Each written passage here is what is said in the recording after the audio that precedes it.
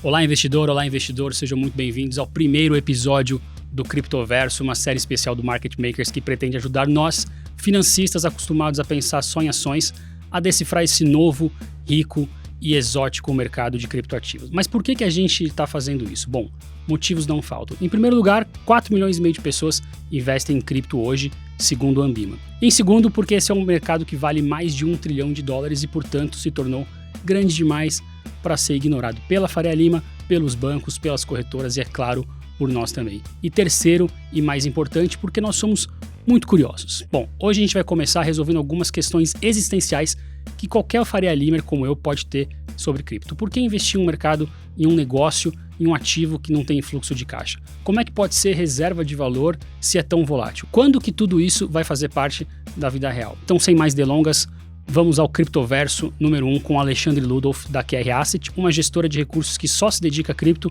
e Felipe Santana, da Paradigma Education, uma plataforma de educação e informação cripto. Bora então mergulhar nesse buraco negro. Olá, investidor. Estamos começando agora o primeiro episódio do Criptoverso, essa série especial do Market Makers, que vai falar, como o próprio nome já diz, de todo esse universo de cripto. Vamos tentar dar um mergulho aí em tudo que está acontecendo, que não é pouca coisa, nesse mundo que a Faria Lima parece que descobriu definitivamente. Bom, a ideia aqui é a gente se aprofundar no assunto e resolver algumas dúvidas existenciais que eu tenho, eu acredito que muita gente que também é financista, também é stock picker, também tenha. Por isso eu resolvi trazer aqui para conversar comigo o Alexandre Ludolf, da QR Asset, que é um convertido nessa questão cripto, e o Felipe Santana, da Paradigma Education, que é, como ele mesmo diz, um coiner raiz, um agnóstico do mundo de cripto. Vamos começar se apresentando. Então, Alexandre, muito obrigado por ter vindo. É um prazer receber você aqui na nossa estreia, tudo bem? Tudo bom, Renato? Obrigado demais pelo convite. Explica aí para o pessoal quem é você, pode ser em pouco mais de 30 segundos. Vamos lá. Engenheiro de formação, entusiasta de tecnologia, carioca, flamenguista, mas eu acho que mais que tudo, alguém que trabalhou no mercado financeiro durante muito tempo, que chegou a fazer a migração para cripto mais cedo, conheceu cedo a tecnologia, criptografia, felizmente pela faculdade. Estudei na PUC-Rio, tinha muita gente ligada, né, em telecomunicações, criptografia. Mas alguém que também se desencantou com os mercados tradicionais. E essa ideia de tudo que está sendo construído em cripto foi algo que foi muito sedutor. E começou como side job e rapidamente virou main job, sabe? Hoje em dia eu não imagino não trabalhar com isso, não estar perto dessa frente de inovação, tudo que está acontecendo. Acho que a palavra convertido casa, funciona. Mas acho que não é só isso, eu acho que essa distinção entre mercado digital e mercado tradicional rapidamente vai acabar, sabe? Então, é alguém que trabalha com tecnologia, eu acho que daqui a pouco vai ficar claro que é isso. Cripto é só mais uma faceta de tecnologia, não um universo à parte, esse é o objetivo aqui com vocês hoje. Legal. E você, Felipe, tudo bem? Tudo bem, porra, muito obrigado pelo convite, uma honra, um prazer estar aqui. Felipe, um coiner raiz que já... Acho que não foi ele que comprou aquelas pizzas por 10 mil bitcoins, mas é um cara que já está há muito tempo nesse mercado, né? Tem gente que está há muito mais tempo que eu também, mas a minha história com cripto começa há uns 6, 7 anos atrás. Na verdade, o que me fascinou inicialmente foi até a Ethereum, no momento ali que ela tinha acabado de ser lançada, depois que eu fui entender de verdade o valor do Bitcoin. Hoje eu sou sócio da Paradigma Education, que é uma casa de research 100% dedicada a cripto, a primeira do Brasil. Já trabalhei na indústria do cinema, já trabalhei com entidades não lucrativas que lidam com empreendedorismo, já perambulei pela internet fazendo coisas diferentes quando eu era mais jovem, mas pela última quase década da minha vida eu tenho me dedicado a esse mercado que me fascina e me enche de tesão todos os dias. Diferentemente da maioria da Faria Lima e do Criptoverso, aí você não é um engenheiro, né? Não sou engenheiro, não sou financista, sou comunicador de formação. Olha só. Bom, tá vendo? Não é jornalista que nem eu. Não. Tá. Cara, eu tenho dúvidas existenciais que eu imagino que sejam de muita gente aí, né? A primeira delas é assim, pô, você conversa com o pessoal de cripto e é um pessoal muito apaixonado, né? Parece que a maioria já tem na cabeça que, sei lá, daqui a alguns anos não vai existir mais nada. Só vai existir cripto, quem não tá vendo é trouxa. E ao mesmo tempo você tem os criptocéticos e os criptocínicos, né? Os caras que estão falando, pô, esse pessoal aí tá botando dinheiro em pirâmide e não tá percebendo, né? pergunta, então, é a seguinte. Por que vocês são tão apaixonados e acreditam tanto que isso vai para frente? E por que os céticos, os cínicos não acreditam em vocês? Felipe, se você puder.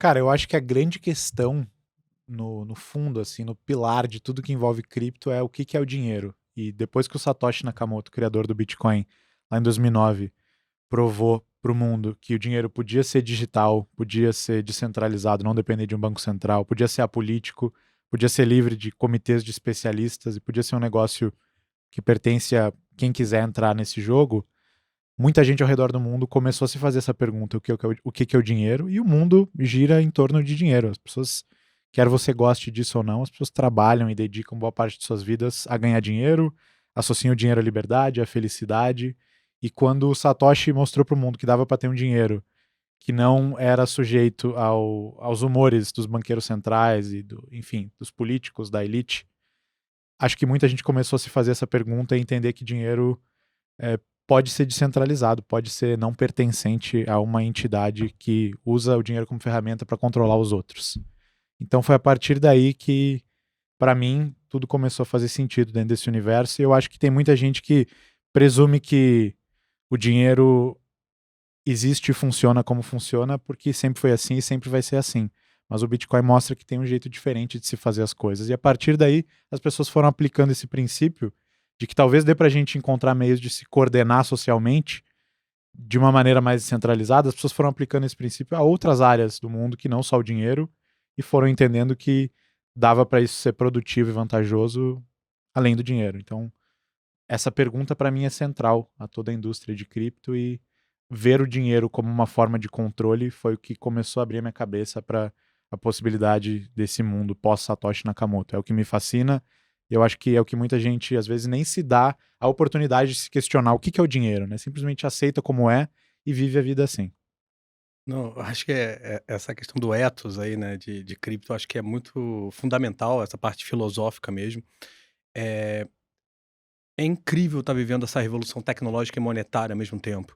E está vindo rápido. Eu acho que essa ideia da confiança matemática em substituição do que é a confiança em agente central e político, que a gente aqui no Brasil mais que ninguém sabe quão falho é, né? E como isso causa problema ao longo do tempo. Quanto perdeu o valor de compra real ao longo desde a criação. E no meio disso, todo esse entusiasmo, essa energia, eu acho que é exatamente isso, a qualidade das pessoas nesse setor. Quanto mais eu viajo para conferência, eu conheço gente, e não estou falando só dos idealistas, dos radicais, estou falando de pessoas realmente que acham que estão mudando o mundo. A gente viveu mudanças tecnológicas incríveis, né, de VoIP, que a gente estava falando aqui mais cedo, antes de começar a gravação, miniaturização, uma mobile, todos esses ecossistemas que criaram, esses unicórnios, criaram todos esses produtos que a gente não vive sem hoje, né, digitais, vamos falar de Airbnb, Uber e afins. Mas, no fundo, todas essas tecnologias usavam o mesmo back-end, né? Por trás das cortinas, é o mesmo TCP/IP, a mesma forma de conceito, a mesma forma de trabalhar.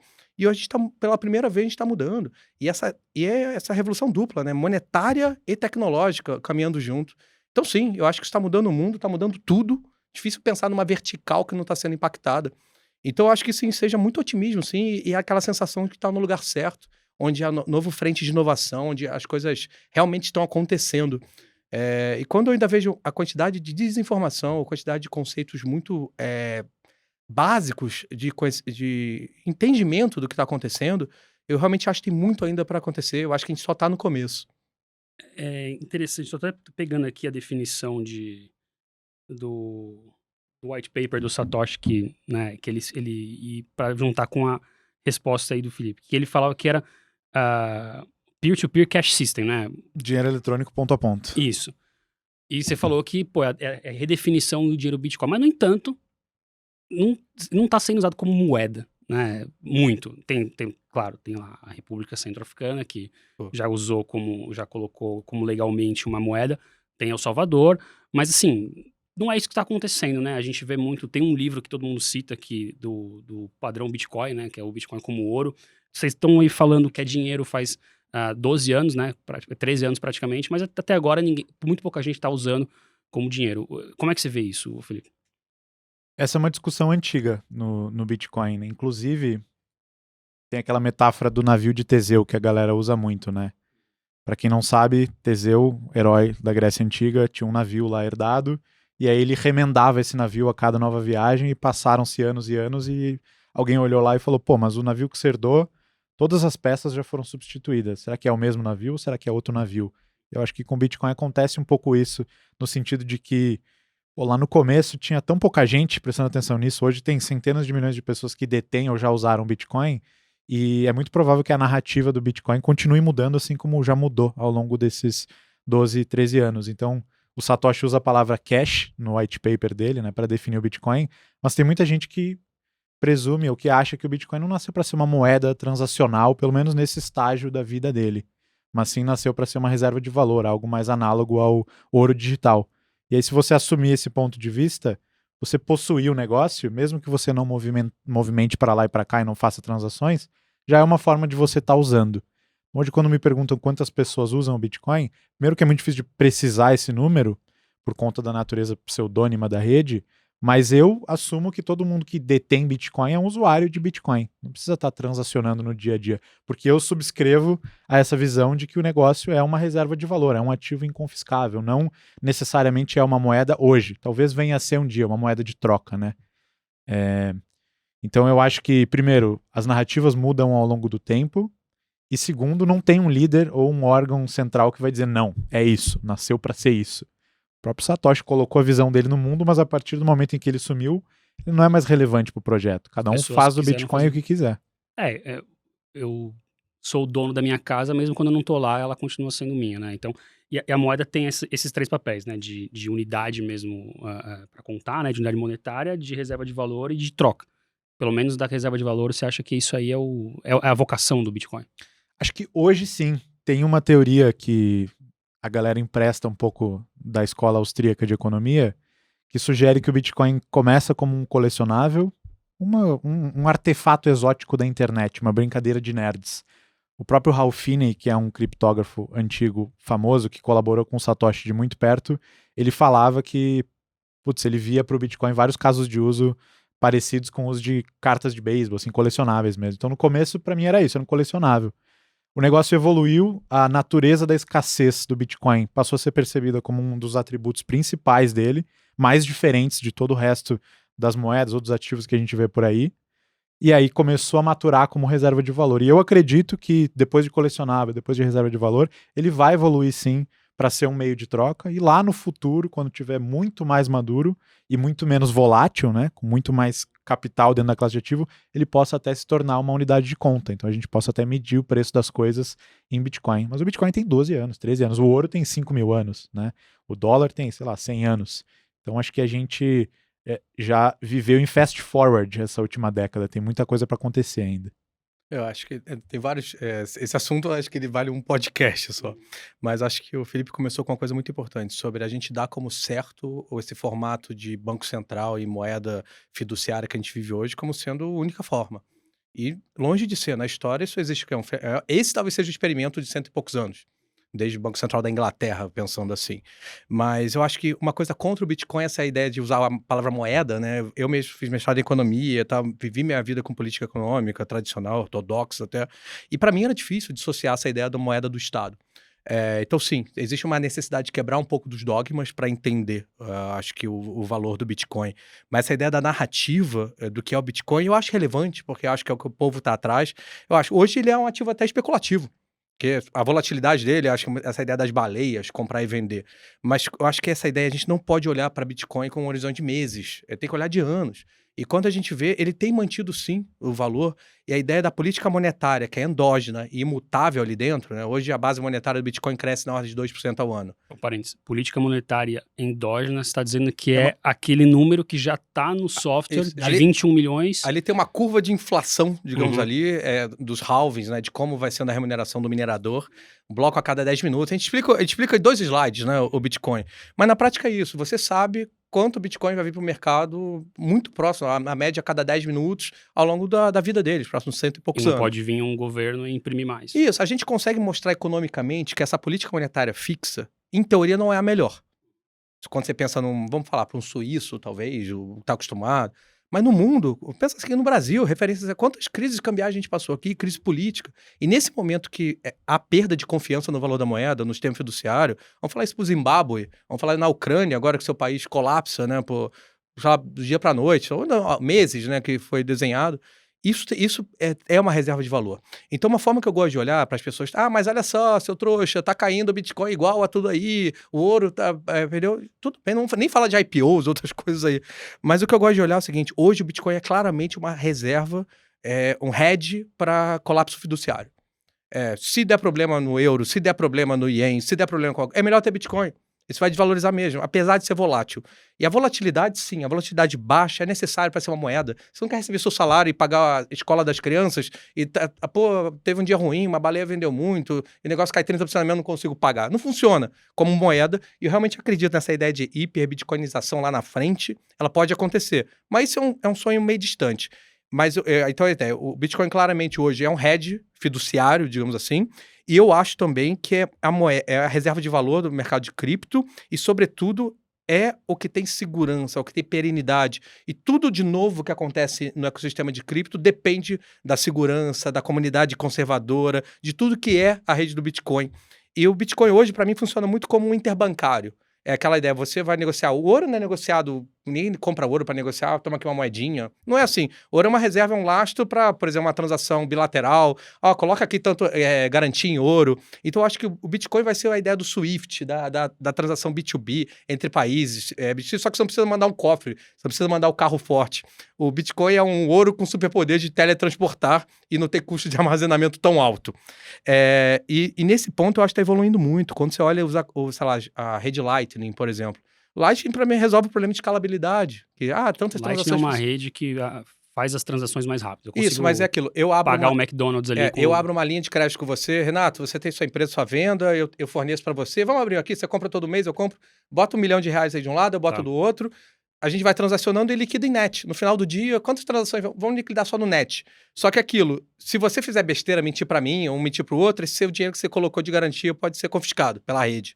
Então tem um desincentivo racional para você mentir. E tá funcionando muito bem, tá crescendo. Então eu acho que tem algumas coisas que, na verdade, para mim tá chegando sim essa adoção em massa. A gente tá aqui, acho que já diz muito, sabe? Existe demanda de comunicação, o pessoal da Paradigma, incrível. E desconhecimento ainda existe, mas, cara, todos os bancos estão falando nisso, todo lugar tem análise de cripto, venture capital, mudou. Pensa aí nos Sequoias da vida, nas Andreessen Horowitz. Essa galera teve em toda a transformação tecnológica dos últimos 50 anos. Eles estão em cripto. É onde a inovação está ocorrendo de fato. Não é mais só UI UX, né? Vamos fazer um aplicativo bonito, um cartão, as pessoas não gostam de banco. A Fintech 2.0 roda em cripto. Não é uma repaginação do produto do Nubank. Então, eu acho que essa aí é realmente onde eu acredito que a indústria está indo. Deixa eu vestir aqui o chapéu de Warren Buffett, que você falou de hedge fiduciário, né? Mas, isso eu queria... Porque acho que aí que tá o principal, é aquela hora que o cara no Twitter, que é um criptocínico... Um no-coiner. Um no-coiner, obrigado. Ele levanta e fala, olha lá, esses caras estavam tudo louco, a pirâmide, etc. Porque, eu tô lendo o livro lá do padrão Bitcoin, aí eu falei, beleza, o Bitcoin é ouro, reserva de valor. Daí eu comprei a $60 mil, passa 6 meses, tá 18 mil. Ou 19 ou 20 mil, que é o que tá mais ou menos hoje. E aí eu, vejo o Warren Buffett lá falando que, não, cara, o que tem valor é dólar, porque é com isso que eu pago meus impostos. Como é que fica o hedge numa situação dessa? Misturando as duas coisas, né? Você tá dizendo que é um hedge contra um governo transformar em zero o valor, mesmo de $1, mesmo esse ativo, podendo dividir por 3 o valor dele num tempo de 3 meses. Vamos lá, vamos pensar em história. Ao longo de 6 anos, sei lá, a lira italiana foi a moeda de reserva do mundo durante um momento. Marco, vamos pensar em... As moedas, elas vêm e vão. Eu acho que, sabe, tem essa ideia de apogeu e queda de civilizações. Então, pensando no horizonte um pouco mais longo do que a nossa história moderna e pós-guerra, e penso mesmo, sabe, de países que passaram por problema de fato. A Argentina, quem tinha um pouco de Bitcoin na Argentina está melhor do que quem não tinha. Tão simples quanto isso, mesmo a $10 mil, qualquer preço. Mas eu acho que a ressalva aqui, e a discussão não é muito diferente, mercados iniciais, incipientes, não tem salvaguarda de circuit breaker, proteção acionista. A gente sabe, olha o que aconteceu recentemente, várias fraudes, vários problemas de má gestão, incentivos errados, com a tecnologia funcionando muito bem. Mas no fundo é esse, dado a natureza do mercado, que é sedutora, e existem várias empresas aí que trabalham, na verdade, muito perto de cassinos. Sabe, uma Binance da vida, uma FTX, quando oferece lá 20 vezes a alavancagem, o cara não tá investindo, o cara tá no gambling, assim. E eu acho que esses são os agentes que causam problema. Eles trazem esse hype, o sonho de ganho rápido, o sonho de ficar rico. Mas eu realmente acho que não é isso. A gente está construindo uma infraestrutura de tecnologia superior que tá ganhando aceitação e está trazendo ganhos de produtividade via desintermediação e confiança. Essa é a história por trás. Vai ter momento de undershoot e overshoot. O mercado ele tem essa dinâmica de exagerar para os lados, exagerar para cima em velocidade. Claro, o cara que tá comprado 67 mil acha que vai subir mais, mas não é porque não aconteceu que a gente desqualifica tudo o que está acontecendo. A separação da história de preço e de tecnologia é necessária. Sei que dói muito, sabe? Pô, tem um investidor perdendo 50% do patrimônio. A gente trabalha, assim, nesse momento como quase psicólogo. E eu tô muito contente com a fidelidade do passivo, tá? São os holders mesmo. Porque, como a gente acaba vendendo fundo para varejo, a gente tem medo, assim, da galera, sabe, no momento de maior desespero, tá maior do que podia estar, suitability, do cara vender. Mas eu tenho bastante percepção de que boa parte dos investidores estão entendendo que o horizonte é longo, é para ter aquela diversificação de patrimônio. Então, o que você pode perder não é o dinheiro da escola das crianças, do leite, é o dinheiro para 5 anos. Quem tá em cripto, né, o leite. Quem tá em cripto, muito menos isso, ou é gambling, vamos olhar assim, porque pode cair, pode subir. E às vezes não depende de tecnologia, são coisas exógenas. E a gente está vivendo um cenário macroeconômico super desafiador, no momento global. Cara, qual foi a última vez que o Fed subiu 75 bips? 94, se eu não estou errado. Eu não estava no mercado, eu sou mais velho que vocês. Então, e além desse cenário de adoção tecnológica, depende de fluxo de capital, dinheiro. Entrou muito dinheiro no sistema, entrou muito hype. Venture Capital, tinha projeto aí de valuation de 20 bi pré-sale do token, sabe? E agora eu tô achando tudo com preço muito mais racional. Então, sim, eu acho que entendo que entrou no high, entendo que tá sofrendo, mas minha cabeça é, gente, tenta olhar para longe e tenta talvez fazer médio. Porque essa ideia de você acertar o ponto de entrada e saída, market time é o mais difícil que existe no mercado, em geral. E você está trabalhando no mercado não regulado, early stage, com perfil de venture capital, né? A brincadeira que eu mais gosto de falar sobre isso é, imagina você, quando foi convidado a participar de uma empresa no início. Você assinou um cheque lá de Series A, Seed Money. Cara, você não sabe, daqui 5 anos você vai saber, mas você não sabe que às vezes a empresa passou por 2 semanas de caixa, que estava lá para assinar um round, um financiamento, e o cara fugiu. O Google tentou se vender para a Yahoo, se eu não me engano, por $2 milhões, e a Yahoo achou caro, que estava quebrando, para ter essa ideia com essas coisas. Então, você está trabalhando num mercado de investimento, de risco, de venture capital, e que você tem que ter estômago. E tem que ter o tamanho correto. Acho que é isso. A gente trabalha com cripto, principalmente tem muito mais do que seria a racionalidade. Eu acho que às vezes, quando eu sofro, que eu estou investindo nos meus fundos, invisto em alguns outros projetos, e dói. Mas durmo mais tranquilo no travesseiro hoje, passando por uma crise sem precedentes em cripto, do que eu estava na crise de 2008, no mercado tradicional. Ali realmente eu achei que o mercado financeiro, como a gente conhecia, podia acabar. Hoje em dia, cripto me dá hedge para esse cenário Mad Max, digamos assim. E realmente eu acho que é onde está tendo inovação, onde as pessoas mais inteligentes do mundo que eu conheço estão trabalhando. E quando eu vejo os no-coiners, sabe, os Talebs da vida, Peter Schiff, que a gente estava falando, e outros, eu realmente acho que ainda tem muito espaço para a galera se dar conta do valor tecnológico. E é isso que a gente está falando, da adoção tecnológica. O valor nos tokens, isso vem depois. E vai ser cíclico. O To The Moon não é uma linha reta, é uma órbita bastante irregular. Essa é a brincadeira que eu gosto de falar. Mas a gente vai para a Lua. Essa questão da inflação é delicada. E é um momento difícil de falar mesmo. Tem muita gente perdendo grana, né? Eu não sou economista, mas eu sei que em economia tem uma divisão aí. Tem gente que define inflação como aumento generalizado de preço e tem gente que define inflação como aumento da base monetária, né? Que acarreta em aumento de preços. Se você quem é do governo vai ser a primeira, muito, quem não é do governo vai ser a segunda. Se você parte dessa definição de que inflação é aumento da base monetária, o Bitcoin é literalmente imune à inflação arbitrária ou desordenada, porque, como a gente falou antes, o cronograma monetário está escrito em pedra e não mudou desde o começo. Então, todo mundo sabe o quanto que vai ter de inflação e vai ter um momento em que não vai mais ter inflação. Então tá aí, pronto, ele é imune à inflação. Agora, como o Alexandre falou, ele é um ativo super early stage, né? Que é um jovem, tá virando adolescente agora. E outros ativos com idade comparável têm uma volatilidade comparável também, só que eles não são líquidos como o Bitcoin, não tradam 24 horas por dia, 7 dias por semana, e não cresceram de 0 a $1 trilhão tão rápido. Então é esperado que você tenha essa volatilidade, mas faço das suas palavras minhas aqui. Acho que se você estender um pouquinho o seu horizonte temporal, porra, se você pegar o Bitcoin nos últimos 10 anos, vai dizer que ele não bateu inflação? Bateu e muito, bateu todo o resto, né? Então acho que o próprio Bitcoin nos incita e nos provoca a pensar um pouco mais no longo prazo, né? Então eu acho que se a gente estender um pouquinho a janela de tempo, as coisas começam a fazer mais sentido. Agora, já conversei com o Alexandre algumas vezes e sempre você bate muito nessa tecla de que dá. E agora mesmo você já falou umas 3 vezes disso da revolução tecnológica, que é isso, mas. E o Felipe mesmo falou agora, né, de como isso está no começo ainda, né? O white paper do Satoshi é de 2008, as primeiras transações começaram a rolar em 2009, enfim. É um adolescente o Bitcoin aí, né? E só que assim, as revoluções tecnológicas, as outras, as pessoas não estavam o varejo, tanta gente assim, colocando o dinheiro delas ali. Porque é isso que me parece uma das coisas mais irracionais e que eu fico perguntando, beleza, é lindo, acredito em vocês, mas, pô, quando alguém inventou o browser ali, não tinha um cara botando o dinheiro... O Netscape, especulando. Exato. Vou comprar Netscape, vou comprar, sei lá, não lembro mais de nenhum que tinha naquela época, vou comprar Explorer. No entanto, no mundo de cripto, pô, quando sai um gol no Paulistão, aparecia Binance lá. Ao mesmo tempo, pô, não sei se vocês entraram no Reddit lá, nos fóruns de Luna, que tinha um post lá preso, assim, do CVV. Estima-se que no Brasil tenha tanto CPFs nas corretoras de cripto quanto na bolsa. Tem $1 trilhão mais, né, de $1 trilhão em valor de mercado nas principais.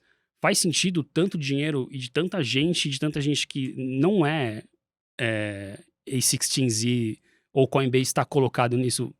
Faz sentido esse mercado existir desse tamanho numa coisa tão incipiente? Posso começar com essa? favor. Bom, são várias perguntas. São várias. E a discussão é boa. Deixa eu começar pelo final, sobre essa questão do acesso a investidor qualquer. E a verdade, se até para investidor de varejo, para produto regulado, você tem restrições de como o cara pode acessar, do processo de venda, suitability e afins. Cripto realmente sofre disso. Às vezes os comunicadores de cripto que estavam chamando a galera aí para Celsius, que estavam chamando a galera aí para Luna, bota 20% em dólar, sabe? Cadê o Friedman, né? Não existe almoço grátis. Cara, não tem responsabilidade nenhuma com o dano que causou, custa até humano. Então, sim, eu acho que a indústria, ela opera com essa ideia do fique rico rápido, sabe? Aquela coisa marketing sensacionalista. Eu não gosto disso, tá? Inclusive, é como aqui na QR a gente se posiciona, é para ser técnico, é para ser, sabe, conservador na medida do possível nesse mercado. E muitas vezes, quando a gente está em bull market, vocês são trouxa, pô, vou pagar você para ter Bitcoin Ethereum, eu não quero, sabe? E a gente às vezes paga, quando pega um bull market de 2, 3 anos, o cara que tava na Shiba Coin lá, e nos Saitamas da vida de anime aí, ganha muito dinheiro. Mas a gente tá aqui para tentar ser perene, dever fiduciário, para estar aqui e resistir o teste do tempo. Então, sim, o mais difícil dessa indústria não regulada é separar o bom agente do mau agente. Então, sim, quando qualquer um tem acesso a qualquer coisa, inclusive a vários projetos que têm perfil de pirâmide, eu me preocupo e eu acho que existe necessidade, sim, de alguma regulação. Esse cara tem que ser penalizado de alguma forma. Os Gladstone na vida, os faraós aí que a gente conhece. Mas, do outro lado, nunca na história qualquer tipo de investidor teve acesso ao mesmo produto financeiro. Esses produtos, acesso a um cap table do Google lá, dependia muito você estar o private, ter acesso para conseguir comprar o Google lá quando ele já estava na garagem. Era conexão, era contato, era conchavo. Isso não. Então, no fundo, é maravilhoso. Só quem jogava golfe com banqueiro. Exatamente. Então, no fundo, hoje você tem ótica de acesso a produto de private bank, nem aquela private que chegou agora no private, aquele ultra high, aquele cara que jogava golfe e andava de helicóptero. Hoje em dia, então, no fundo, eu acho maravilhoso. Mas, no fundo, olha o Brasil da educação financeira, da poupança, que as pessoas ainda têm dinheiro, muito dinheiro em produtos aí de bancos que só dão dinheiro pro banco, não dão dinheiro pro cotista. Então, essa ideia da educação financeira e educação tecnológica tem que andar junto. O mercado de cripto não precifica risco de contraparte, não precifica risco de tecnologia. É a galera, os cryptonatives, né, que acham que a forma de mercado financeiro é muito errada, né, que vocês não entendem nada. Mas e aí agora? O que está acontecendo? Mas talvez para concluir, essas ideias de revolução tecnológica às vezes demora. Vamos lembrar da bolha dos anos 2000. Eu acho que esse talvez seja o exemplo que eu acho mais importante, que agora tem... E para mim, dá conforto. Começamos a falar da importância da internet, porque é década de 90, como isso é ser transformador. Todo mundo entrou, pagou caro, várias empresas aí, os pet shop maluco daquela época da internet. E teve na bolha, quando essa bolha estourou, teve uma destruição de valor brutal. Na época, lá no número de S&P, a gente está falando de 5 trilhões de dólares. Mas tem que lembrar que depois de toda a consolidação, quando a água baixou, que tirou os agentes ineficientes, que tirou toda a destruição criativa, sobraram os Google, sobraram as Amazons, que são as maiores empresas do mundo. Então, sim, é quando eu penso que a gente vai ter que viver um martelo regulatório, a gente tem que vir, sabe, tem que criar muita coisa ainda, não só infraestrutura tecnológica, mas até a forma que a gente vai trabalhar com isso. Quais os limites, por exemplo, dos influencers? Não vão ser responsabilizados como um analista de ação seria. Eu acho que tem que ter... o influencer hoje, na minha opinião, tem muito mais influência do que o analista de um banco. Então, eu acho que tem coisa para vir. Mas no fundo, eu realmente acredito que a chance da pessoa poder participar é uma vitória. A gente não tem que encarar isso com maus olhos, mas a gente tem que criar algum mecanismo para a proteção dos investidores. Educação, limitação, quem pode participar. É a mesma ótica da ideia do investidor profissional, do investidor de varejo, investidor qualificado, que ele supostamente tem um conhecimento maior onde ele está se metendo e sabe decidir o risco dele.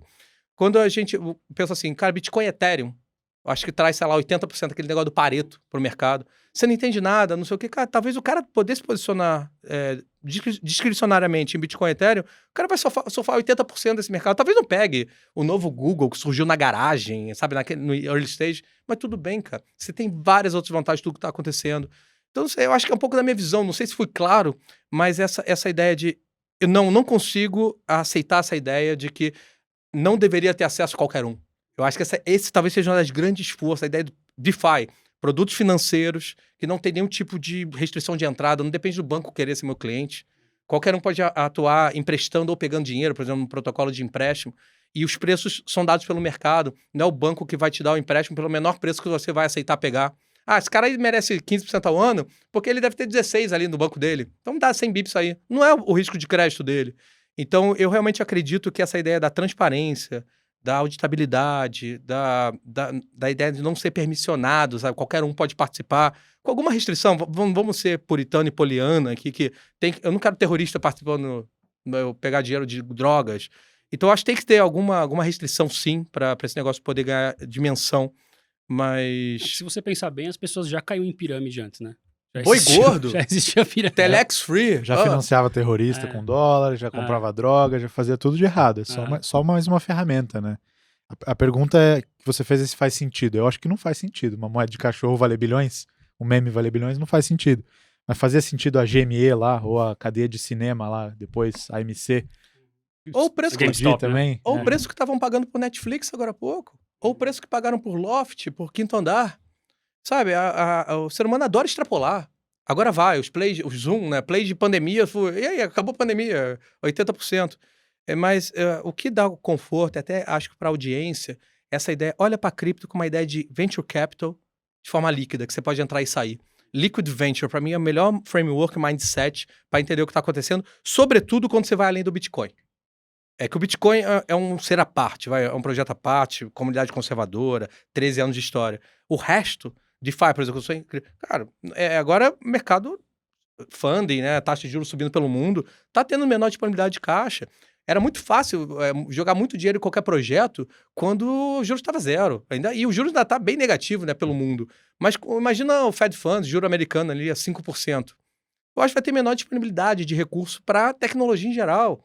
E aquela ideia, supostamente num ambiente inflacionário com recessão, desaceleração. Esse é o pior ambiente, né? Onde as pessoas começam... Cara, eu não quero ter o Tesla, eu quero ter o carro diesel que não vai dar problema aqui. Poxa, não sei, será que eu vou comprar um carro elétrico para quê? Será que vai ter rede para carregar? Será que a galera vai fazer esse investimento em ponto de carro? Eu vou conseguir chegar no interior algum dia? Não, compra um carro diesel, o que funciona? Então, o que eu mais temo nessa adoção tecnológica é isso. O momento de maior dificuldade global mais perene. Imagina uma China fazendo alguma coisa contra a Taiwan nesse momento, quando os países estão extremamente endividados.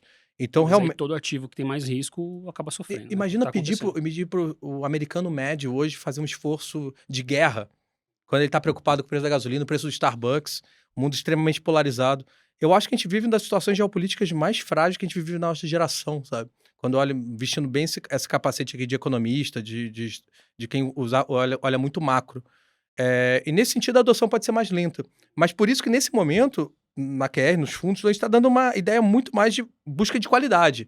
Pá, eu acho que a dominância do Bitcoin pode aumentar. Eu acho que, vamos investir em smart contracts, vamos nos líderes, projetos bons. Um parênteses, quando você diz a dominância do Bitcoin, é O tamanho o market share de cripto do Bitcoin em relação ao market cap total, né? Isso. De talvez, nesse momento que o Bitcoin é o ativo com maior proteção inflacionária, digamos assim, que depende menos de adoção, que tem a percepção. Eu quero ter mais Bitcoin nesse ambiente de incerteza global. Tá. Então, eu acho que é isso. Mas a dúvida, a gente falou do ouro aqui, acho que não pode deixar de falar. O ouro é escasso, o ouro é finito. Olha que a Uganda anunciou agora lá. 12 trilhões de supostamente dólares. mais que dobrou a reserva de ouro conhecida no overnight. Duvido, tá, desse número. É. Mas essa ideia que também o ouro é finito, sabe? Outras coisas. Aí quando eu falo, não, que o ouro, o Bitcoin é o ouro digital, não. O ouro que é um Bitcoin analógico, que a gente a cada 10 anos, na média, duplica a reserva de ouro conhecida, e a gente duplicou no overnight aí agora, tá na frente da curva. Então, eu não imagino o ouro como sendo realmente que as pessoas digitais, gerações mais novas, vão ter as mesmas preferências de uso de reserva, de valor, que, sabe, nossos antepassados tiveram. O pessoal da geração Z vai mudar até isso. Até isso já tá mudando. Legal. Felipe, você quer acrescentar mais alguma coisa? Eu acho que vale a pena pontuar uma discordância minha aqui com o Alexandre, só pra gente não concordar em tudo. Show. Dando alguns passos para trás, os cypherpunks eram um grupo de criptógrafos, cientistas matemáticos, que foram meio que o berço assim, do Bitcoin, né? Então especula-se inclusive que o Satoshi tenha sido um deles. E esses caras lutaram muito nos anos 70, 80 e 90 para provar que código era igual a expressão, era palavra, era comunicação. O que eu quero dizer com isso? Criptografia era uma ciência militar, então inclusive a Segunda Guerra foi vencida por conta de descobertas criptográficas. E o Alan Turing, que ficou famoso. Tem aquele filme, Jogo da Imitação, puta filme, vale muito a pena ver, inclusive. E tanto era uma tecnologia militar que os Estados Unidos restringia a exportação de produtos criptográficos, porque o negócio era considerado munição, era a mesma lei que se aplicava a munição de guerra. E aí os criptógrafos falaram, não, criptografia dá pro povo, pra pessoa comum, pro plebeu, como a gente gosta de falar em cripto, o poder de se comunicar de uma maneira imune à espionagem, à vigilância do governo ou de quem quer que seja, o poder de se comunicar de uma forma verdadeiramente privada, verdadeiramente livre, por assim dizer. E eu acho que, tem muita gente que fala que se comunicar de uma forma secreta é ruim, que o cara vai fazer crime, não sei o que. Cara, todo mundo tem direito à comunicação privada, todo mundo já quebrou alguma lei em algum momento da vida, e se não tivesse quebrado, casamento gay ia ser proibido até hoje, mulher não ia votar e ia ter gente morrendo porque não acessa remédio que só pode usar porque alguém experimentou lá atrás, sabe? Então esses caras, inclusive, tatuavam, eles minificaram um código, um software, que era o mais popular de criptografia na época, o PGP chamava, Pretty Good Privacy, eles tatuavam essas linhas de código e viajavam de um país para o outro meio que para provar, olha só, vocês querem proibir um negócio? Não tem como, isso é código. Eles imprimiam livros e distribuíam livremente, falavam, vocês não podem tratar isso como munição, é uma questão de liberdade de expressão. E eu acho que o Bitcoin e as outras criptos depois meio que fazem isso na seara do dinheiro, né? Não só da comunicação. Então, eu não sou contra a regulação, acho que os reguladores vão ir para cima de entidades centralizadas, que são as pontes para esse mundo, né? Principalmente as entidades que trabalham ali com a conversão de dinheiro real para cripto. Mas eu acho que assim, você tentar regular um negócio na fonte ou impedir que as pessoas falem a respeito, você está lidando com uma questão que é de liberdade de expressão. E aí é uma ladeira escorregadia, que nem gostam de falar em inglês, né? Quem que vigila o vigilante? Quem que determina o que é certo ou errado, o que é fake news, o que não é? No âmbito das redes sociais, a gente já está vendo isso polemizando, e eu acho que em outubro agora desse ano o negócio vai pegar fogo nesse sentido.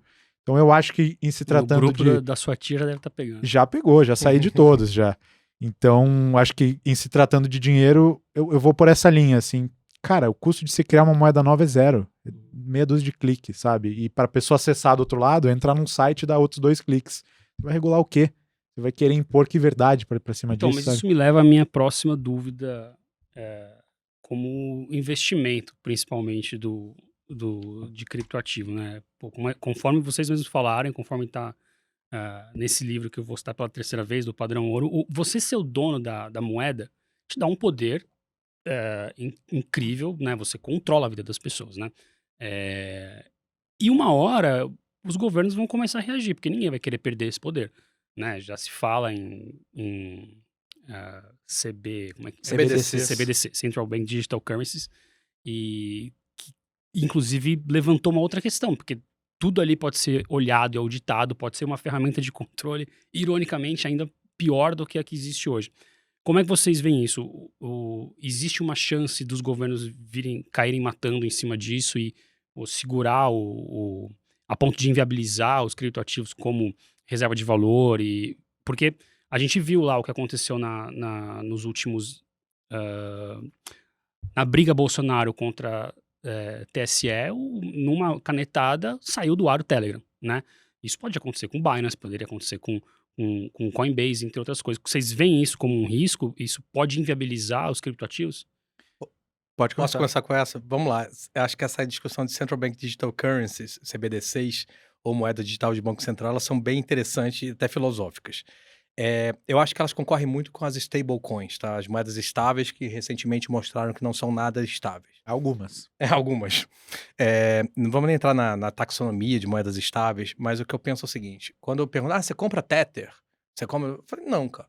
Se eu quero ter dólar, eu quero saber qual é o lastro desse dólar. E, sobretudo, se eu quero um dólar, eu acho que eu quero o dólar que vem junto com o porta-aviões, que vem com o imperialismo. Eu não quero um dólar privado. Normalmente eu não quero ter dólar, tá?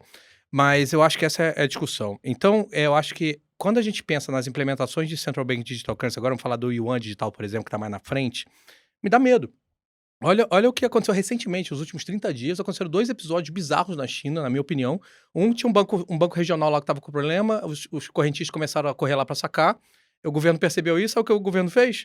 O governo colocou todo mundo lá no passaporte sanitário como vermelho, lá não podiam acessar a instituição pública, não podiam entrar em banco. Eles supostamente estavam com suspeita de Covid. E aconteceu também a mesma coisa nesse passaporte sanitário para coibir uma manifestação. A inteligência chinesa viu que estava lá, galera, bota todo mundo aí no vermelho do Covid, que eles vão poder pegar transporte público, não vão conseguir chegar no lugar... No Canadá isso aconteceu mesmo com sem os caminhoneiros, CBDC, né? Com os caminhoneiros. Botaram o caminhoneiro na legislação de terrorismo. Então, eu tenho medo das implementações de Central Bank Digital Currency. Óbvio. Vocês querem um monstro. Óbvio, eu acho que esse exemplo do Central Bank Digital Currency chinês é um contra-exemplo para o mundo. Um americano nunca vai aceitar esse tipo de poder, por exemplo, de cancelar o dinheiro na sua conta corrente para você poder ser um dissidente. Isso vem vamos falar de filosofia chinesa, do Confúcio e afins. Mas o americano nunca vai aceitar isso. Então, eu acho que vai ter necessidade, sim, de stablecoins, com projetos bons, projetos sólidos, tem um DAI, tem uns outros aí que são muito mais transparentes, mas ainda assim vai vir o dólar. Eu não sei como o governo vai fazer para, desincentivar o uso das moedas privadas em relação a isso. E lembrar, os Estados Unidos, durante muito tempo, teve moedas privadas. As moedas, o papel moeda começou de forma privada, o dólar americano veio muito depois, tá? Então, acho que a gente vai passar por cripto, vão ter várias moedas privadas, vão ter preferências ou não por qualidade de crédito, e vão ter tecnologias diferentes, aceitação diferente, mas em paralelo vai funcionar o dólar. A dúvida você ainda não vai poder pagar imposto que você falou com cripto. Mas, na minha opinião, é isso. Central Bank Digital Currency, eles é a evolução da moeda fiduciária.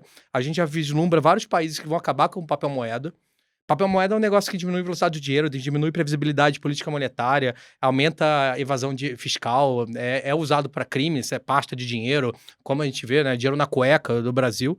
E isso eu acho que é um caminho sem volta. E quando a gente pensa no Pix aqui no Brasil, o sistema de pagamento incrível, é 2 palitos para virar uma moeda digital. A única diferença cara, se eu tenho uma relação direta com o Banco Central, para que eu preciso da minha conta no Itaú? Então, mas os governos tendo a deles, vamos lá, né? No ponto de vista do cidadão médio, se eu começar a fazer um pagamento em real, uma TED, se tem por trás um blockchain ou um sistema do banco, tanto faz para mim. Então, se é cripto ou não, meio que não faz diferença. Agora, o governo não pode começar a deixar você usar só que ele controla? A China tá tentando. Então. Ela não tá conseguindo. Por que não? Porque é unstoppable, né? O Antonopoulos lá. O pessoal foi atrás de mineração, já proibiram 13 vezes na China. Mas, cara, dá pra rodar, dependendo da capacidade de processamento da rede de Bitcoin, se cair muito, o inverno nuclear, não sei o quê, tem só 100 computadores fazendo. Cara, vai dar para rodar no celular a rede do Bitcoin. É ineficiente? Mas você roda. O problema é segurança, né? Quanto mais computador e energia elétrica, mais difícil fraudar a rede. Mas não tem como parar. Essa ideia, você não vai proibir todos os computadores, vai ter que proibir computador. E você tem nó de Bitcoin rodando em pendrive hoje em dia, sabe? É o Cypherpunks, essa origem. Os caras, hoje em dia, você tem protocolos, BIPs, né, do Bitcoin, que permitem o Bitcoin rodar todo em Deep Web, sabe? Se precisar, criptografia quântica, tem BIP prevendo a mudança de criptografia se quebrarem a criptografia, o SHA-256 do Bitcoin. Então, realmente, eu acho que todos esses riscos, por exemplo, cara, quebraram a criptografia que a gente conhece hoje, RSA, coisa do gênero. Cara, o problema é a comunicação militar, o problema é a sua segurança do seu banco, de toda infraestrutura tecnológica legado que a gente tem hoje. Bitcoin vai ser a mais rápida para se adaptar. Então, eu realmente, eu não vejo como pode parar. E, de novo, não sou eu falando. Gary Gensler, recentemente, da SEC, acabou de falar que vê o Bitcoin como commodity. Cara, pra mim isso aí, marco, que não tá sentindo tanto em preço, mas marco importante. É o presidente da SEC. E eu acho que tem muita coisa acontecendo. E não dá mesmo. Quando você entra, o Ethos mesmo do Bitcoin, qualquer computador roda. E eu lembro quando o Bitcoin era menor, rodava em computador de casa, rodava em processador. Hoje em dia você precisa do equipamento especializado, porque ficou muito institucional. Mas se tiver alguns países, e a gente viu boatos aí de Dubai, Emirados Árabes, o pessoal querer comprar 10% da rede Bitcoin. Eu acho que o próximo movimento vai ser o contrário. Vai ser os estados fazerem infraestrutura de mineração para dar segurança. Dado que eu vou aceitar, eu vou ter que garantir que nem a reserva estratégica de petróleo americana, que está até acabando quase. Eu acho que os estados vão, de alguma forma, dar segurança para essa rede. Dado que esse negócio está ficando relevante, talvez eles participem da infraestrutura. Bitcoin é too big to fail agora. Exatamente. A gente falava antes de começar a gravar aqui de descentralização. E você perguntou, mas o povo clama por descentralização? Ou liga? Alguém quer isso, né? E eu acho que não. Descentralização não é o fim. É o meio para o negócio ser imparável, que nem o Alexandre estava falando. Então, voltando à pergunta, será que os estados não vão fazer de tudo para coibir? Eu já achei no passado em que haveria esse momento de julgamento final, assim, o momento do apocalipse do Bitcoin, que todo mundo ia se juntar, atacar e a gente ia passar por um grande teste. Mas ao longo dos últimos anos eu tenho percebido que é tão difícil coordenar os 200 e poucos estados que existem aí pelo mundo, e o único jeito hoje de você de fato colocar alguma ameaça para cima do Bitcoin seria com uma coordenação global, que eu acho que já é muito difícil. Sempre o detrator, naquela questão da teoria dos jogos e análise de incentivos, né? Pô, você junta 200 países contra o Bitcoin, os outros 16 que desejarem ser detratores... Eles vão acumular os Bitcoins. Eles vão se dar muito bem, porque o negócio é imparável. Então, se tiver uma pessoa que continuar... Já é descentralizado. Continuar usando e continuar rodando, o negócio não vai morrer. Aí vai ter uma segunda que vai olhar, uma terceira que vai olhar. E quanto tempo dura uma coalizão de 200 países, cada um com o seu interesse, com políticas totalmente desalinhadas? Quanto tempo dura essa coalizão, né? Não dura o suficiente, não dura o tanto que esse 1, 2, 3 caras são capazes de resistir para manter o Bitcoin de pé. Então, no começo, a parada era usada por bandido, por quem comprava droga na internet. Depois vieram os nerds, os investidores de risco, depois os investidores de varejo. No último ciclo você já teve um monte de empresa alocando caixa para Bitcoin. Teve um ou outro estado-nação comprando Bitcoin. Você tem um monte de político no parlamento, que a gente sabe. Tem um monte de político no parlamento americano e aqui em Brasília também, que já tem exposição ao Bitcoin. Então já passou dessa hora, desse grande ataque, sabe? Eu acho que não dá mais para abortar também. Essa ideia de matar, já foi possível matar. Um holocausto de cripto não... Mas essa ideia da coordenação que o Felipe falou é muito importante. O mundo não conseguiu se coordenar para a Covid. Aquecimento global, tantas outras coisas. Né? Imagina para uma coisa que é boa, que está gerando confiança, desintermediação e produtividade. Too big to fail e too big to be ignored. Eu acho que não dá mais para ignorar também. Legal. Vou fazer uma última aqui, existencial, depois eu queria que vocês falassem do que vocês estão animados aí nesse mercado, porque é por isso que o povo vem aqui ouvir as coisas também, né? Quer saber qual a próxima moedinha que vai subir 1000%, né? O próximo Bitcoin, não vou fazer essa pergunta, mas enfim. Que é equivalente à pergunta quando é que o Ibovespa chega aos 200 mil pontos, né? Que todo mundo responde, mas ninguém acerta. Não, às vezes assim, eu fico juntando algumas em uma, né? Eu conversando com os criptonóias aí, galera muito animada mesmo, esse pessoal que fala, pô, cripto vai dominar o mundo. Eu lembro muito dos meus amigos que gostavam de Linux lá atrás, 2000 e pouco, 2005. Pô, isso aqui vai ser, vai acabar o Windows, não vai mais ter software de marca, vai ser tudo open source, vai ser livre.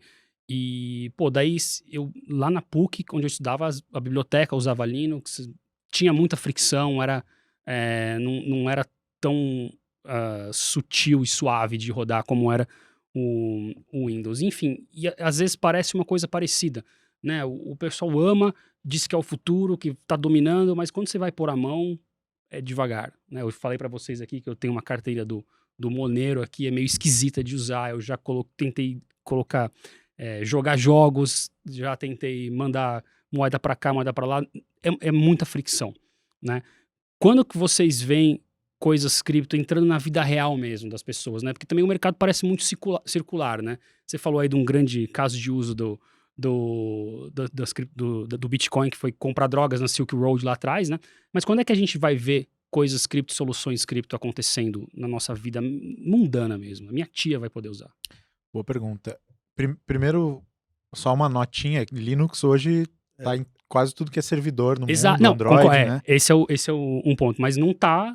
Eu continuo usando Windows. Você usa o Windows, mas seu computador chama um servidor que usa Linux, Sim. né? Então, indiretamente você usa. E outro ponto que eu acho que é importante é que Linux não tinha um incentivo financeiro para quem se dispusesse a usar, tomar o risco de usar um negócio quando ainda era menor. O Bitcoin tem esse incentivo financeiro. Inclusive, os criptonoias, a maioria deles virou noia porque ganhou muito dinheiro e agora defende com unhas e dentes isso, né? Nada une tanto as pessoas quanto ganhar dinheiro junto. Isso é uma coisa que esse mercado me ensinou. Tudo tem um token. Tudo tem um token. E eu já fui um cara que já achava que não, essa putaria, desculpa a palavra, dos tokens vai acabar, não é possível. Mas, cara, hoje eu vejo que se tem gente comprando e se as pessoas capturam valor criando token, não custa nada criar um token, bicho, esse negócio vai tender ao infinito, tudo vai ter um token mesmo. Mas respondendo a sua pergunta, puxo uma citação do Satoshi lá de trás, ele falava de... Agora eu não lembro se é o Satoshi ou o Ralph Finney, que muita gente acha que foi o Satoshi que falava isso, mas enfim, falava da ideia dos bancos de Bitcoin. Então que o Bitcoin, depois dessa jornada evolutiva monetária, quando ele se tornasse mais estável, o Bitcoin tem alguns problemas de escalabilidade, que por conta do trade-off entre descentralização, robustez e segurança versus velocidade e escalabilidade, o Bitcoin ele preza pelo conservadorismo mesmo. Ele não vai escalar que nem outras moedinhas menores, mais centralizadas escalam. Solana, sei lá, tantas outras. Então eu acho que a forma como a pessoa normal vai ter contato com isso no futuro, quando o Bitcoin tiver cumprido todo o seu potencial, vai ser através dos Bitcoin Banks, que hoje, o proto-Bitcoin Bank hoje é uma exchange. Mas eu acho que essa figura dessa instituição ainda vai evoluir muito. E eu acho que a gente vai chegar num momento em que os emissores de moeda estatal ou privada, sei lá como é que vai ser no futuro, vão ter que lastrear suas moedas em Bitcoin para oferecer uma determinada previsibilidade ou garantia de valor para o público. Então, não vão ser todas as moedas que vão ser assim, mas eu acredito que a forma como as pessoas normais vão ter contato com o Bitcoin no dia a dia, daqui a 10, 20, 30 anos, não vai ser nem sabendo que elas estão usando o Bitcoin, que nem elas têm contato com o Linux hoje. Eu acho isso fantástico. Eu preciso fazer o comentário também do Linux. Linux roda em tudo. Linux derivado Unix, e quando esse negócio do software livre, quando ganhou massa crítica, no início era muito ruim. Eu fui entusiasta do Linux no início de faculdade, assim, e realmente era ruim. Mas hoje em dia, iOS, macOS, até os laptops da Apple hoje, M2, não sei o que, eles rodam, OS X, não é o sistema lá, o outro sistema operacional. E satélite, televisão, IoT, tudo roda e derivado de Unix. Então, eu acho que é um contra-exemplo. É que a promessa ali na época, pelo menos os meus amigos, né, que eram mais ligados com isso, era que seria uma coisa assim, na vida mundana, eu não ia mais abrir o Windows, eu ia abrir o Linux. Mas o seu celular, é isso. Beleza, é um derivado, tem um brand, tem um ecossistema, no fundo é essa tecnologia. Os seus amigos, eu inclusive, erramos o formato. Eu acho que acreditava no software livre mesmo, que ia pagar um pouquinho de manutenção e até os releases lá de não foi exatamente assim, mas foi muito parecido. Mas hoje, 98% dos computadores rodam algum tipo de distribuição derivada de Unix, assim, satélite e tudo.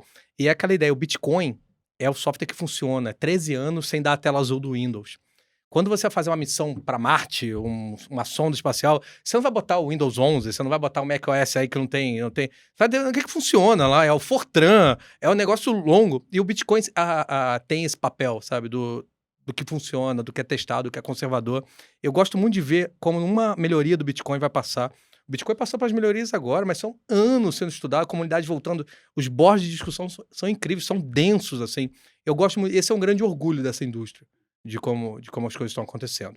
O Linux dominou tudo, então o Bitcoin é o próximo Linux, a gente pode dizer isso aí. Eu tô viajando um pouco. Não, desculpa, deixa eu complementar. Claro. O Bitcoin, o problema hoje é que a gente olha para o Bitcoin como ativo de especulação, compra pelo preço que vai subir. Hoje, por exemplo, uma das orgulhos que a gente que tem foi a gente trouxe um FDIC para o mercado que compra, por exemplo, créditos são lastreados por Bitcoin. Então, hoje, você como investidor, eu não quero comprar e vender Bitcoin. Mas por exemplo, eu tenho uma carteira de crédito que tem um pouco de imóvel como lastro, que tem um pouco de ativo sem garantia para ter um pouco mais de juros, high yieldão, e agora eu posso ter um pouco de Bitcoin como lastro, para garantir a qualidade do crédito.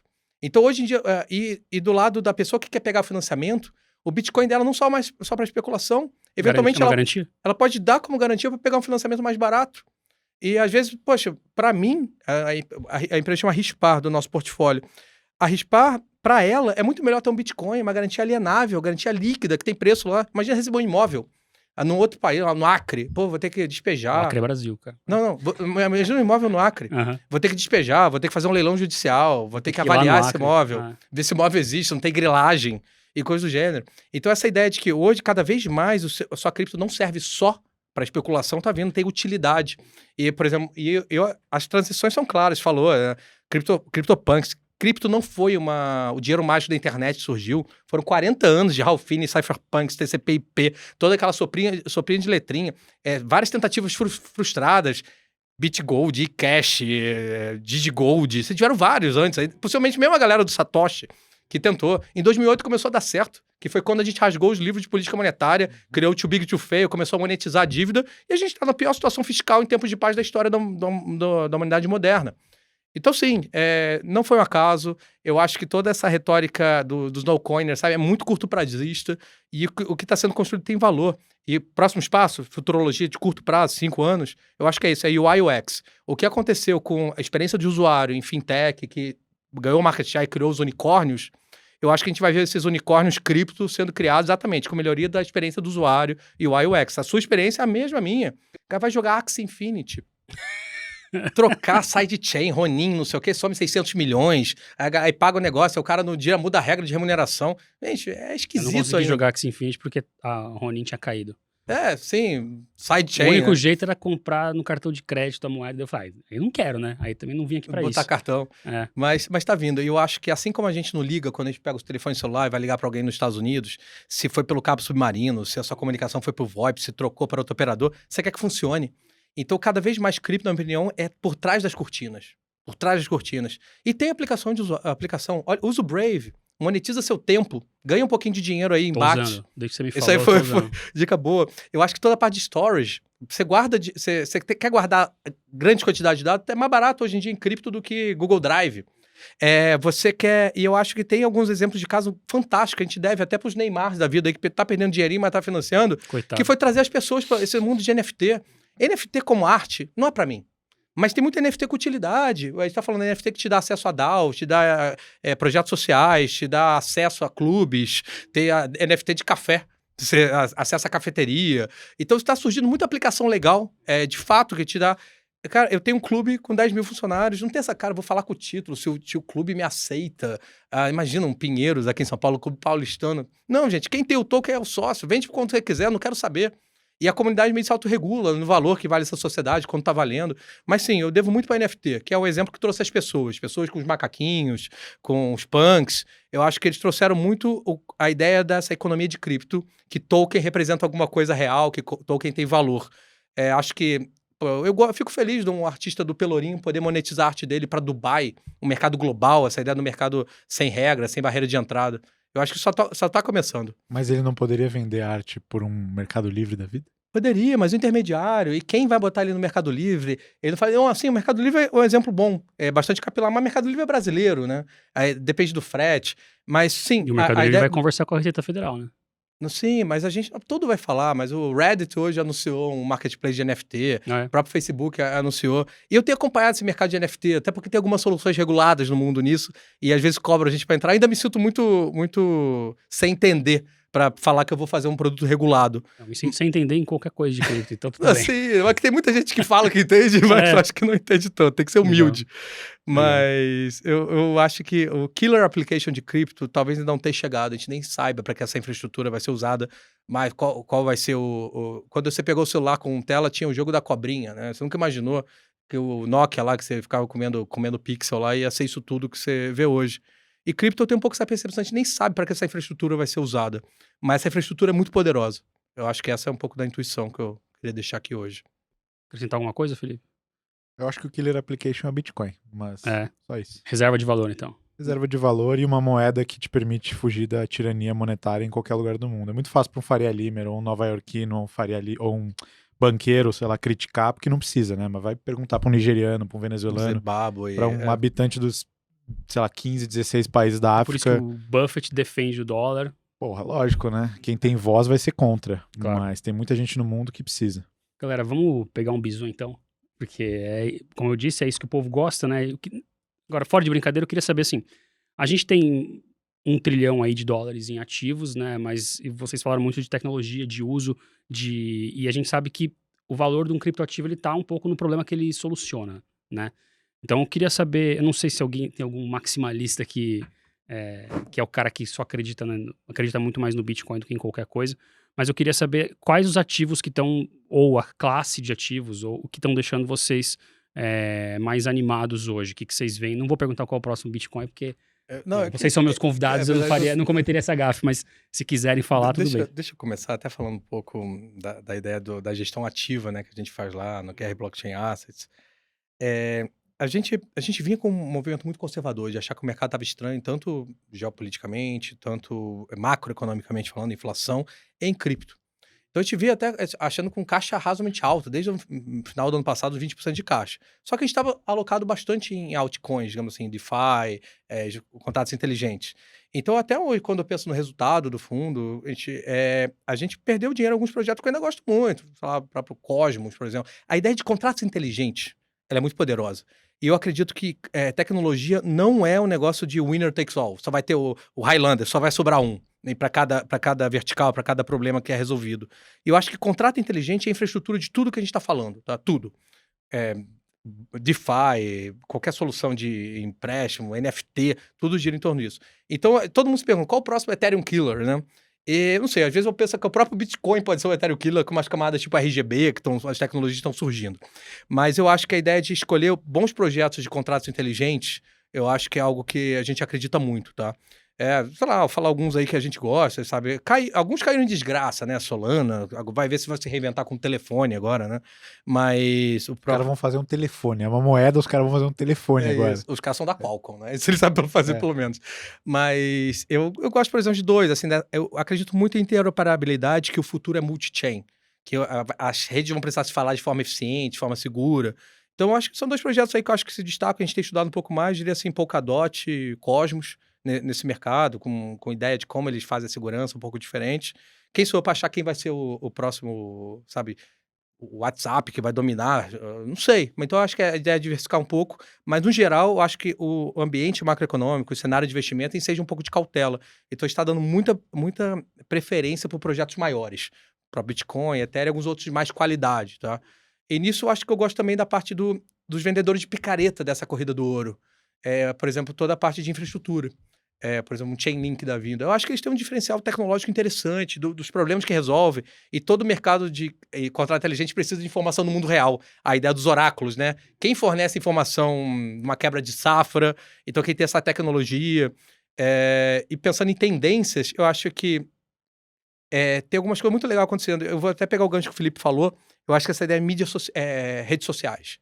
O Zuckerberg é o cara mais odiado do mundo. Por quê? Tem dúvida de quais são os critérios de seleção, que é só acessível para um lado do espectro político ou não, quem regula, quem permite, governo ou não, quem aparece. A ideia de social-fi, né? Essa ideia de ecossistemas de redes sociais descentralizados com governança dos próprios usuários. Então surgiu um projeto novo aí chamado Lens Protocol, que eu acho que não tem nem tanto, nem passa o nosso crivo de governança, tamanho mínimo para o nosso tipo de produto, mas eu acho que todas essas iniciativas na parte de redes sociais descentralizadas, eu acho que tem poder muito grande de empoderar os creators, né? Tirar o poder das plataformas centralizadas, Web 2, e talvez seja algo que ganhe muita atração nesse mundo de Web 3. Okay. Eu gosto muito dessa ideia. Inclusive, eu tive uma startup já que trabalhava nesse sentido, indo para vídeo, chamava Paraty.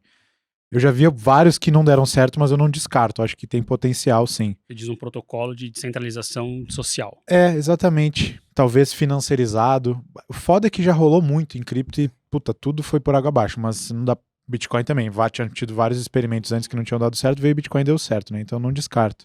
Mas se fosse para discernir alguns setores ou categorias que eu tô bullish, assim, que eu tô de olho, eu acho que DeFi, apesar de já ter alguns anos, a galera já fala disso, ainda tem muito pano para manga, ainda vai dar muito o que falar, porque de fato aumenta a eficiência de custo de um monte de operação que se faz aí pelo mundo inteiro. E aí não olho para nenhum ativo específico, porque eu acho que ainda tem uma distância muito grande entre criação de valor e captura de valor, que é um negócio ao qual eu me atenho bastante. Você tem um protocolo como a Uniswap, por exemplo, que é basicamente uma exchange, uma corretora, só que sem a empresa.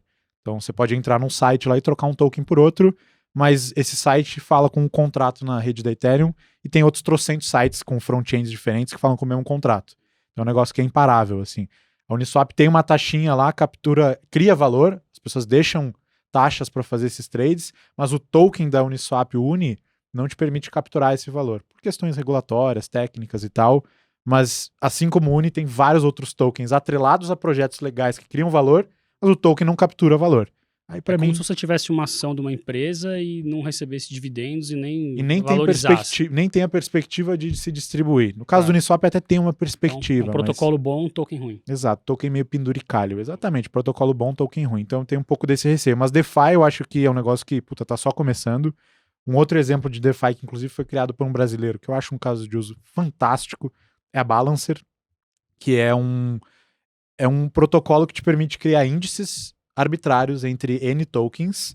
E aí, lembrando que uma vez que você tem stablecoin, você pode criar uma cesta de 60% dólar e 30% Bitcoin, 10% Ether. Posso criar o meu ETF como se fosse qualquer pessoa pode criar qualquer ETF, mas em vez de você pagar, como se fosse um fundo passivo, assim, que vive na blockchain, mas em vez de você pagar para um administrador ficar rebalanceando esse seu fundo para você, essa cesta de ativos é pública na blockchain e sempre que tem uma oportunidade de arbitragem trocando entre esses tokens e depois fechando uma arbitragem em outro lugar, algum arbitrador do mercado, e tem muitos milhares espalhados pelo mundo, vem e fazem esse trade, deixam uma taxinha que vai se acumulando nessa cesta. Então o resumo da história é que você tem uma fábrica de índices de mercado que, em vez de você pagar para um gestor rebalancear o negócio para você ainda recebe uma taxa para deter aquele índice, que é a soma dessas taxinhas que os arbitradores ficam deixando.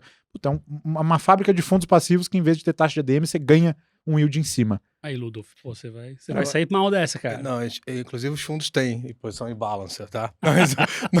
Para mim, esse exemplo é fantástico. Mas ele ainda é um exemplo um pouco circular, né?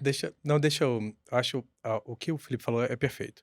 Você falou $1 trilhão, como toda a indústria, é pouco. E DeFi representa menos de 5% do todo. Qual o peso de finanças nos índices de bolsa ou nas economias? É muito maior. Então, DeFi realmente é um play óbvio de aumento de peso relativo. Mas tudo que aconteceu agora, por exemplo, Celsius é um projeto gigantesco, chegou a ter mais de 1 milhão de usuários. A gente teve aí problemas com Luna, Celsius é uma plataforma que você podia... super app em cripto. Aí você podia emprestar, pegar dinheiro, negociava, fazia tudo, era um super app.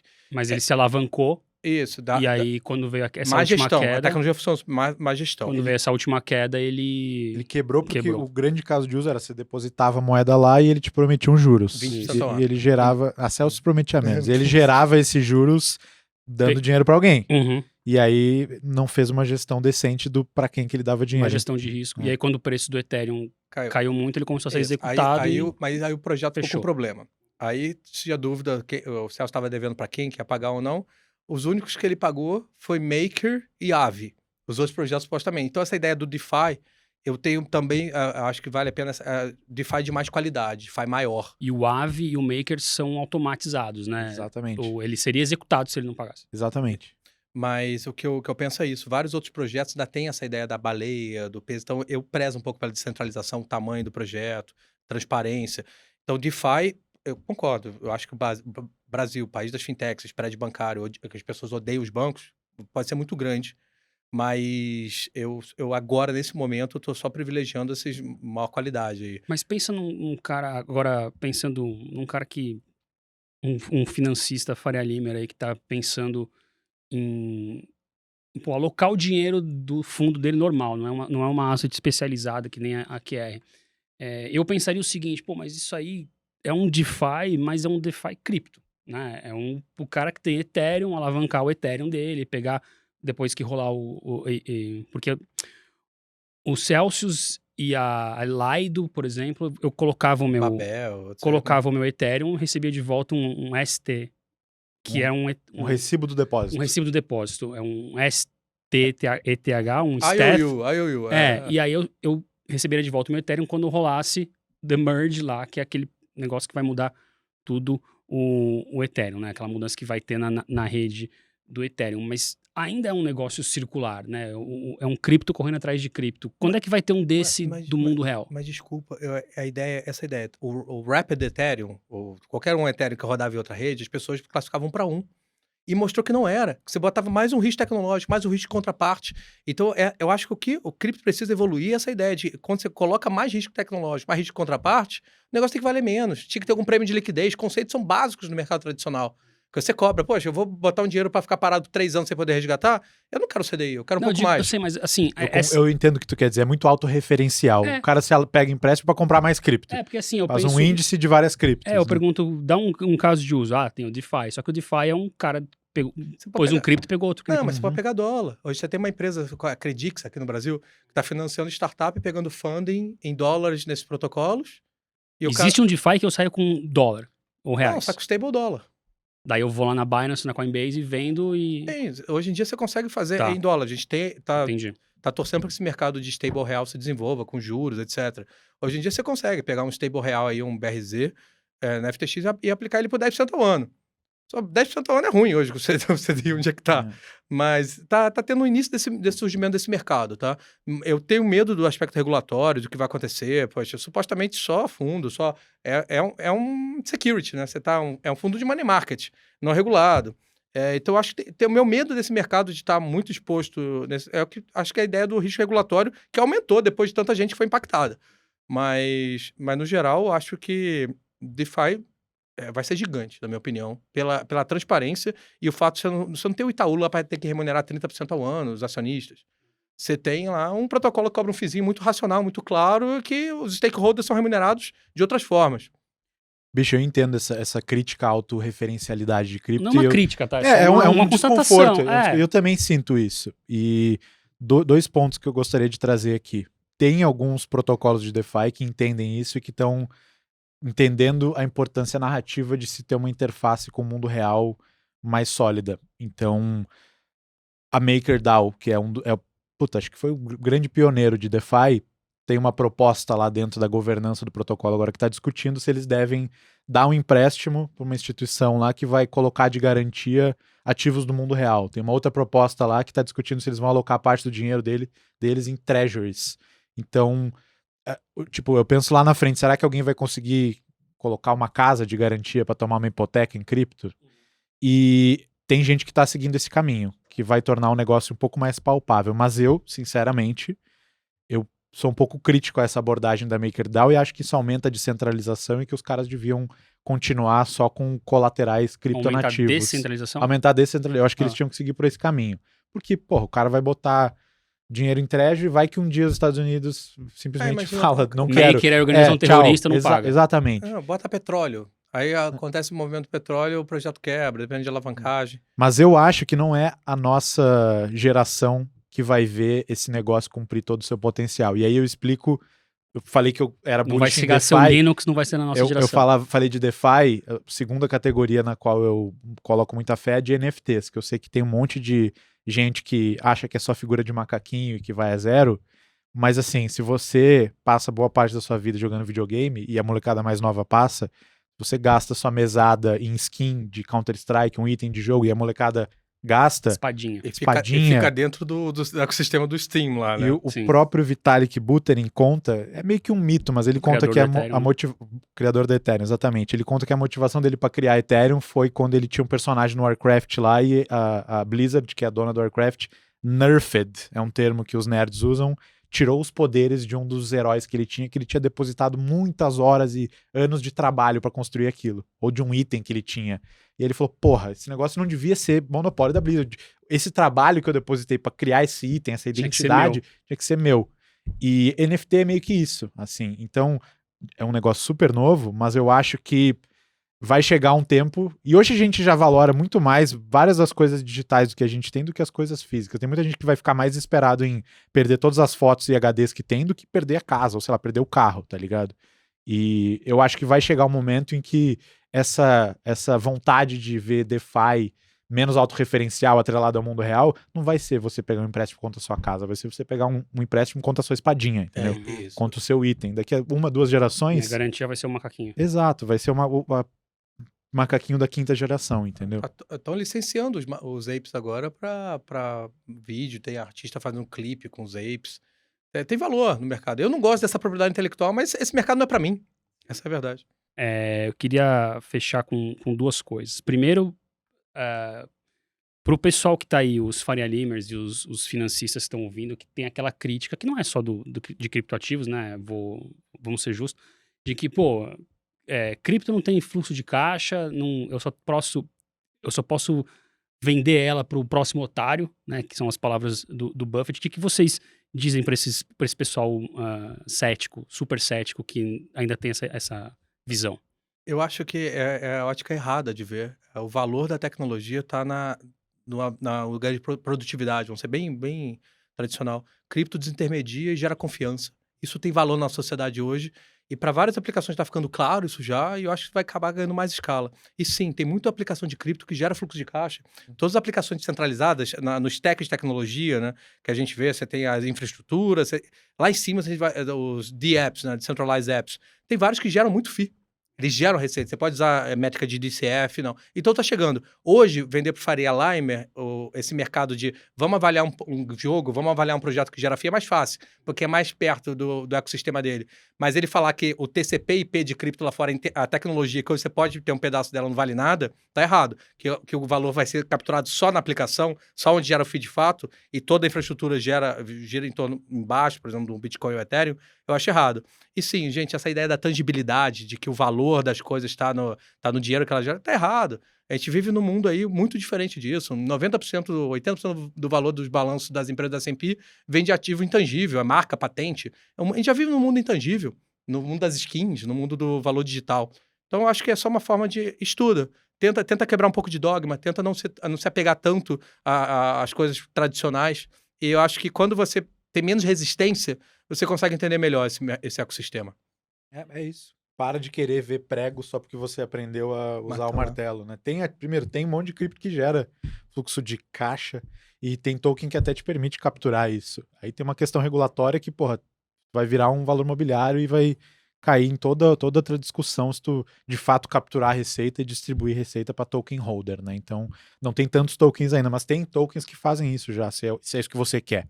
Agora, se você abrir a cabeça e te permitir enxergar o Bitcoin além dessa ótica de ação, de investidor de ação, bicho, vai ser uma jornada que vai agregar muito para sua visão de mundo e para o seu bolso. Para encerrar, a gente sempre, aqui no Market Makers, que a gente fala sobre ações, e na outra encarnação, a gente sempre pede para a galera indicar livro. Se vocês tiverem algum aí para indicar, que dê uma indicação de livro para o pessoal entender criptoativos ou finanças em geral. Tem um aí, não sei se eu ia falar, que saiu recente, foi um compiladão de um cara que já está contribuindo muito na internet há muito tempo, gênio, chama Balaji. Ele compilou agora um chamado The Network State. Eu tô achando fantástico, já conheci um pouco do material, na verdade compilou coisas que já eram disponíveis, mas eu acho que é um grande livro aí. Como é o autor? Balaji. É foda, eu li já. E, inclusive, tem um relatório da Paradigm Education que chama O Fim das Nações e que precedeu a esse texto do Balaji, que os ouvintes vão poder... Os ouvintes podem acessar lá, cutt.ly/fim. cutt.ly/fim. Você acessa lá. É meio que uma tese muito parecida com essa de que aquilo que a gente imagina como Estado-nação está mudando drasticamente. Vai ser uma das mudanças mais importantes das próximas décadas. Então, assina embaixo dessa recomendação. Já que a gente falou um pouco de história e de tentativas antes do Bitcoin, eu sugiro Digital Cash, do Tim Burton, que é um livro que conta tudo o que aconteceu antes de se chegar em Satoshi Nakamoto, e é foda, porque você percebe que o Bitcoin não é o primeiro. Não foi um acaso. Não foi um acaso. Não foi sem querer e não é um bando de maluco que chegou agora. Legal. Bom, pessoal, assim a gente queria agradecer demais o Ludolf por ter vindo. O Felipe Santana, da Paradigm Education, Ludolf, da QR Asset, por estar aqui no primeiro Criptoverso. Obrigado, Ludolf. Não, obrigado a você, Renato. Incrível. Obrigado pela honra de estar aí no primeiro programa. Espero que tenha set a barra high, assim, para os próximos. Com certeza, subiu a barra. Felipe, valeu por estar aqui. Uma honra, prazer estar com dois gigantes aqui. Segue a gente lá no Insta, @paradigma.education e @felipeter com TH, o meu pessoal. Faz o merchan aí também. Foi não, a QR também, a gente trabalha muito conteúdo, a gente está começando nesse mercado, mas sim, @QR Capital, a gente tem aí principalmente Insta, Telegram, @Ludolf, se quiser falar comigo lá no Twitter. Não sou eu, não vivo disso, mas é o canal, a gente... Ludolf.eth funciona? Funciona. Vai ter alguma coisa lá? Tem as besteiras. Vou stalkear, hein? Tem as besteiras lá.